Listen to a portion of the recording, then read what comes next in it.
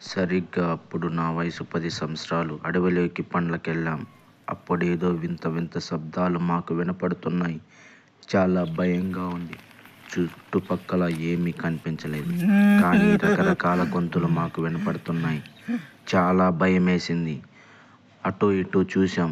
పరిగెత్తుకుంటూ ఇంటికి వెళ్ళాలని వస్తుంటే మా వాడు ఒకడు కింద పడిపోయాడు. కాలంతా ఒకటే రకం రక్తం చిమ్ముకుంటూ వస్తుంది. భయంగా ఇంటికి బయలుదేరుకుంటూ ఇంటికి వస్తున్నాం. ఏమైంది? తమ్ముడిదా పంపించింది. బిడ్డకు జ్వరం వచ్చేసిందిరా. అడవిలోకి ఎందుకు రాపోతే డాడీకి పోలరా బిడ్డను ఎత్తుకునే. ఆ గుడిసెలో ఒక మాంత్రికుడు ఉన్నాడు, వాటికి పోతే బాగైపోతుంది. అవునరా, గుడిసెలో మాంత్రికుడు ఉన్నాడు కదా, వాటికి పదనరా లేనిరా.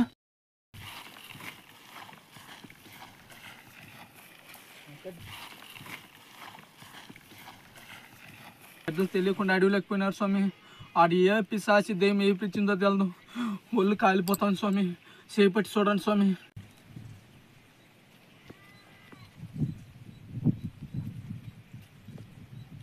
స్వామి ఊర్లో అందరూ చచ్చిపోతున్నారు స్వామి, ఎక్కువ మంది. ఇప్పుడు మా ఊరికి ఏమైపోతుంది? ఒకరు చచ్చిపోతాను స్వామి. నువ్వేం చేస్తావో మాకు తెలియదు. మా ఊరికి ఏ గ్రహం పట్టిందో ఏ పీడ పట్టిందో తెలియదు. మా ఊరిని కాపాడాల్సిన బాధ్యత పూర్తిగా మీదే స్వామి. దయ చూపండి స్వామి మా పైన. అరిష్టం జరిగిందిరా నీ ఊరికి. ఆపు కట్టాలి, నీ ఊరికి ఆపు కట్టాలి. నీ ఒక్క బిడ్డ ఎక్కడున్నాడు? నీ రెండో బిడ్డ ఏమయ్యాడో నాకు తెలుసు.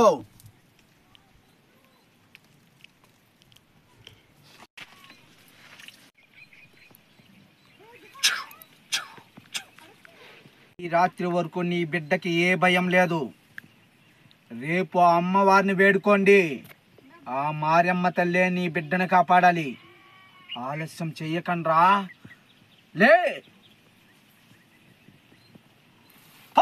అప్పు కట్టాలిరా నీ ఊరికి.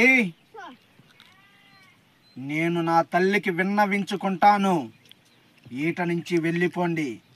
వెళ్ళి మీ కార్యక్రమాలు మీరు చూసుకోండి. ఆ తల్లికి నేను సమాచారం అందిస్తాను. రే, స్వామీజీ చెప్పినట్లు మన ఊరికి ఆపు కట్టాలరా, ఖచ్చితంగా రా. లేదంటే ఆ దెయ్యాలు మనం బతకనేవరా. ఆపు కట్టేవాళ్ళరా.